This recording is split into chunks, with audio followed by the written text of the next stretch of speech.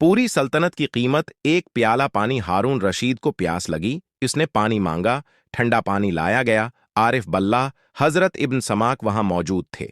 वो कहने लगे, हारून पानी पीने से पहले मेरी बात सुनना। पूछा, बताइए।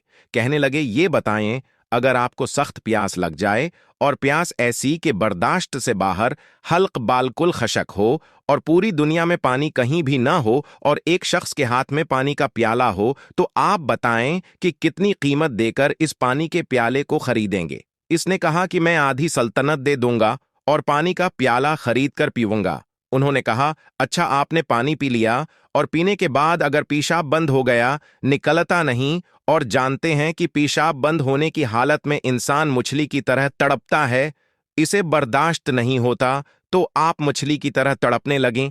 इधर एक तबीब जिसके पास ऐसी दवा है जिससे पेशाब हो जाए, तो आप बताएं इस तबीब को कितनी कीमत दीगर वो दवा खरीदेंगे। इसने कहा, आधी सल्तनत देकर खरीदवंगा। इन्होंने कहा कि इससे मालूम हुआ कि आपकी ये पूरी सल्तनत की कीमत पानी का एक प्याला पीने और फिर इसे जिस्म से निकालने के बराबर है, जबकि तूने तो जिंदगी में हजारों प्याले पानी पिया होगा, तो तुमने अल्लाह पाक की कितनी नामत इस्तेमाल की होगी, बतलाओ उसकी कीमत क्या होगी।